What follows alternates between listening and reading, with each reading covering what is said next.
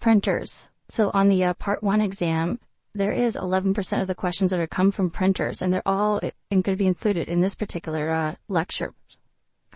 So for printers, we have to understand the 4 types of printers that we have. The first one we're going to talk about is laser printers, which are extremely common in a business environment. They have some of the lowest cost per page printing out there.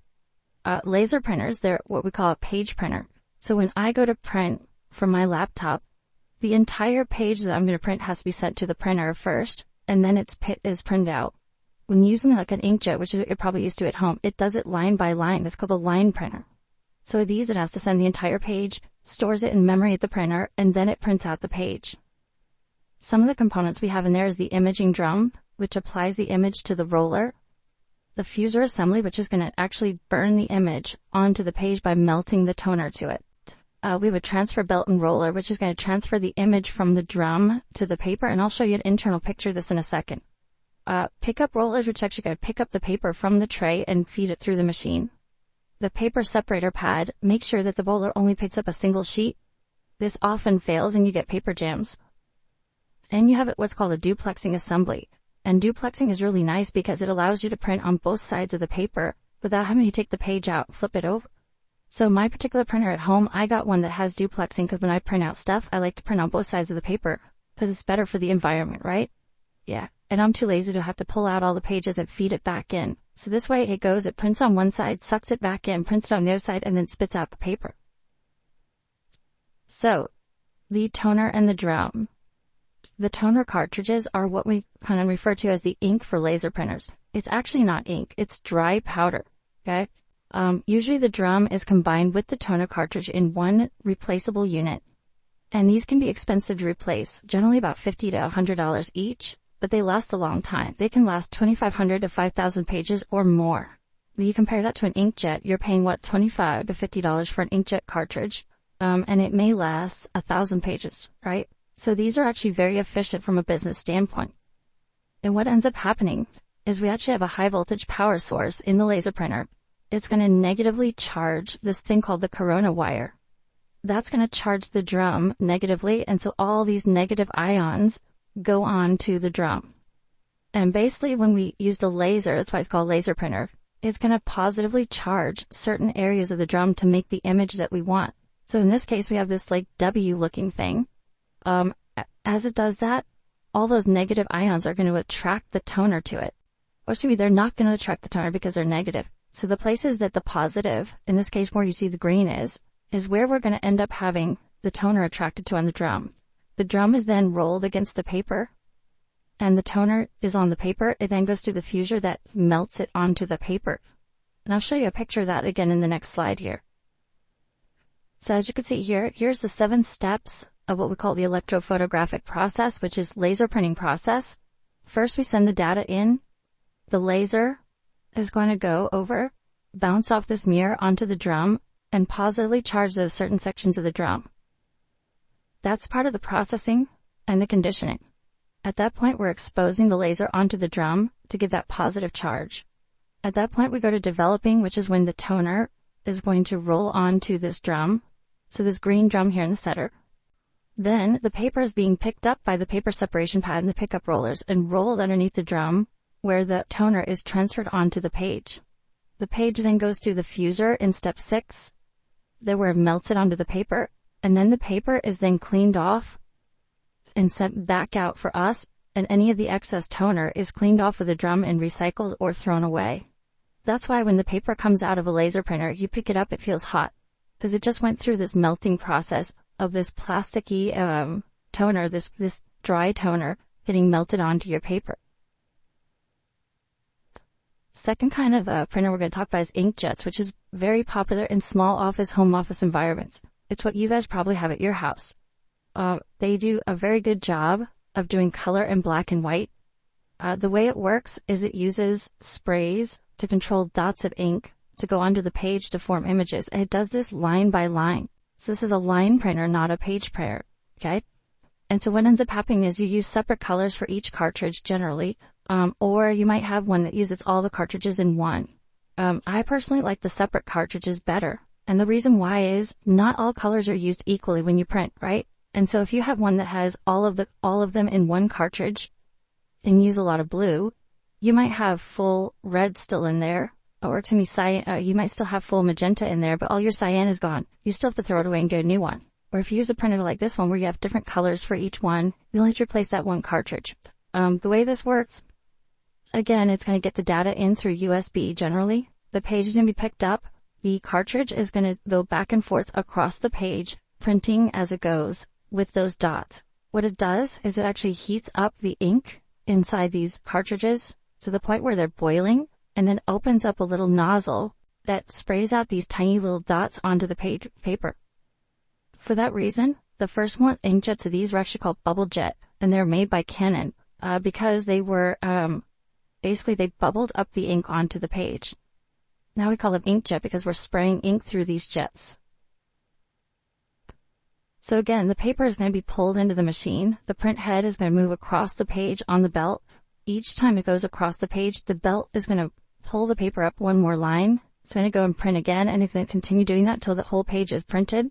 Once it's done, the page will be ejected. The third type of printer we're going to talk about is called a thermal printer. If you're dealing with business support, you're going to see thermal printers all the time. If you went to lunch today at Subway or McDonald's and you got your receipt, that was a thermal printer that gave it to you, right? They use heat transfer to make the image. So it uses special paper that when exposed to heat, it actually turns black in those spots. So this was very useful in photo printing. Most commonly though, we use it for receipts.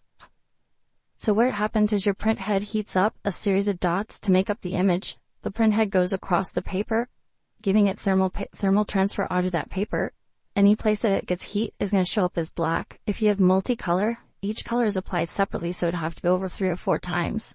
And once complete, the paper is ejected.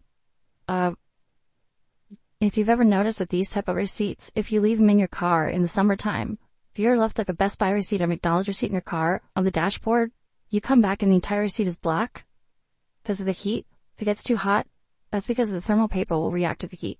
Okay? And that's what we're using in this is trying to make thermal reactions. The last one we're going to talk about is an impact printer.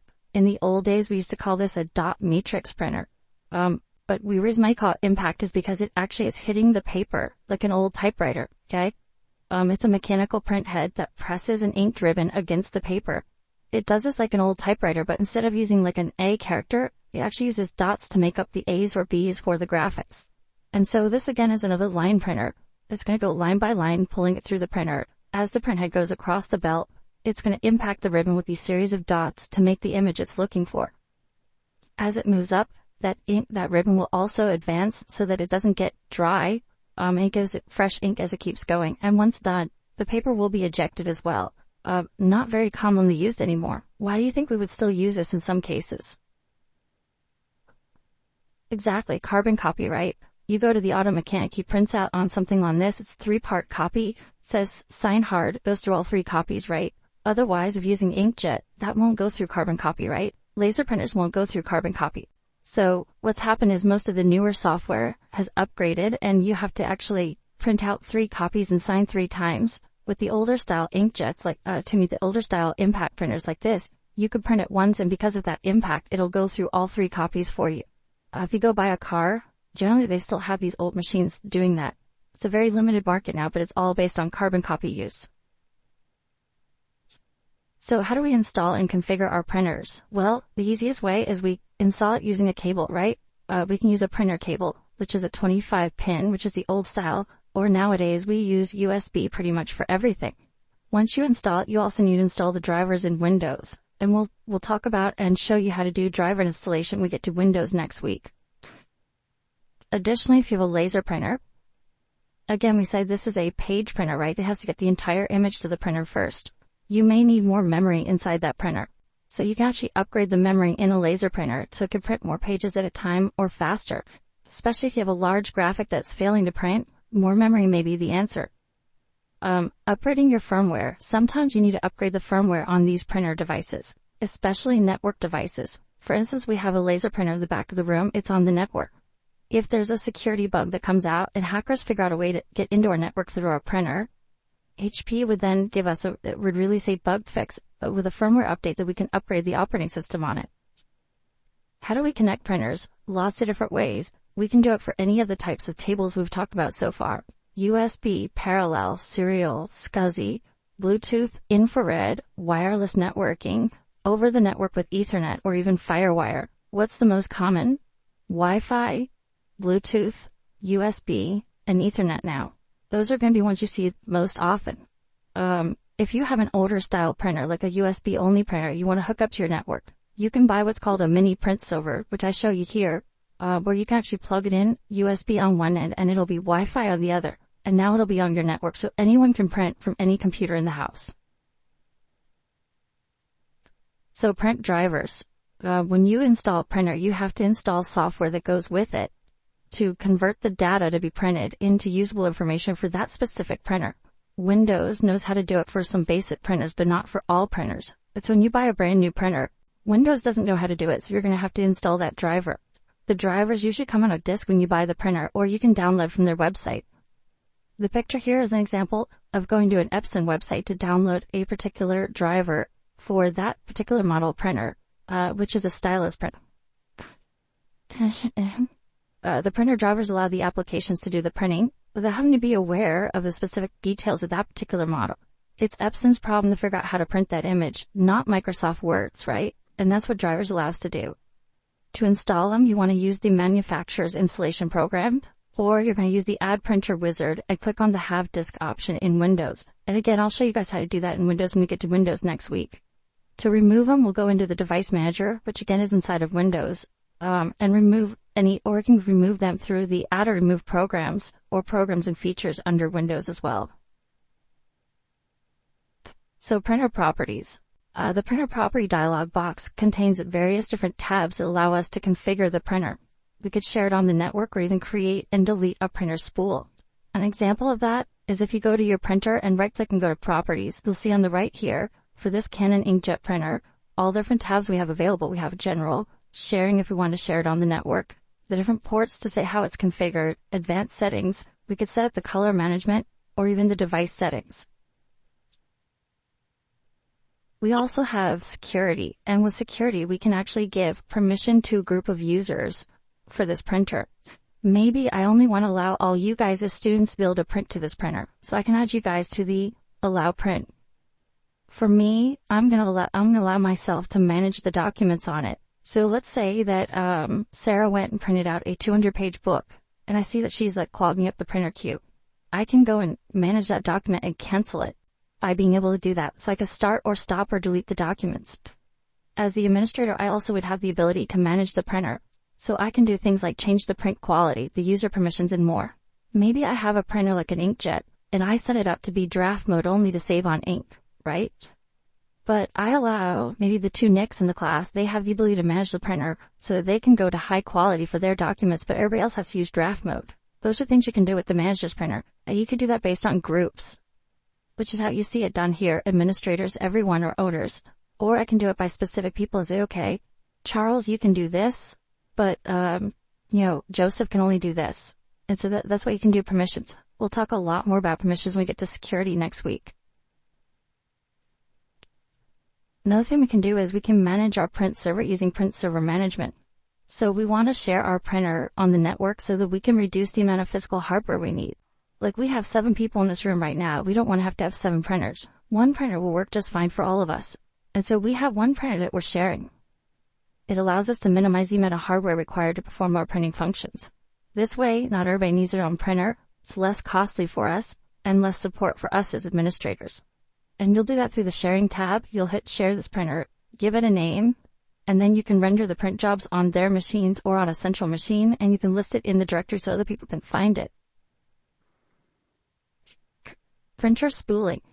So a print spooler is actually a service, a piece of software that operates as part of Windows. Its function is to help order the print jobs that interact with the printer. So, for instance, we have 7 of us in here and we're all trying to print to the same printer. Who's going to get to print to it first?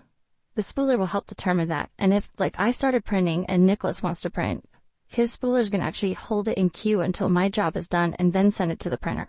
That's all a spooler does for us.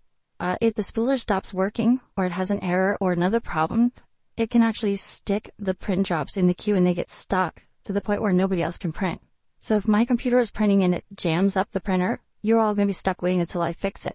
And you can see here, when you click on the printer, this document called test is printing. That's working just fine. If it said stopped, it would hold up the queue for everybody else. Printer maintenance. So with our printers, we also have to do our maintenance on our printers. For inkjets and toner and laser printers, we have to change out the ink or the toner cartridges, right? It's usually a fairly simple process. You turn off the printer, you take out the cartridge, and you put in the new one. For laser printers, you can actually buy what's called a maintenance kit. And in these maintenance kits, they have fusers, transfer rollers, and drums that can be replaced at certain intervals. It allows us to provide parts for this kit so that we can use them over and over again. And that way we can get more life out of these laser printers, because a lot of times these laser printers are very expensive. With the inkjet printers, they're low enough cost that we just replace the unit, as opposed to doing maintenance on. With laser printers, they actually have a function on there where they have a counter of how many pages they went through.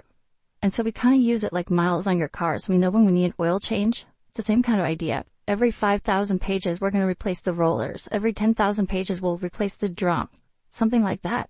And so once we do our maintenance, we'll go ahead and reset that page count. So we know, okay, we zeroed it out. We're ready to go for the next 3,000 miles, right? Calibration. We want to do calibration on our printers to make sure that we have the best images possible. This is very common with inkjet printers, especially to make sure the lines are actually lined up properly. Cleaning. Sometimes your inkjet printers, the nozzles will actually get clogged up. So you'll run it through what's called the cleaning mode, where it actually overpressures the ink in there to push out any of the gunk that can build up, that clean those nozzles so that it gets a better picture. Same thing with this nozzle check and head cleaning with inkjets. Same kind of idea of that cleaning. With the cleaning sheets that we're talking about, that's for a laser printer, where we can actually put through a special sheet of paper through it that attracts all the leftover toner that's left in the machine and clean it out for you.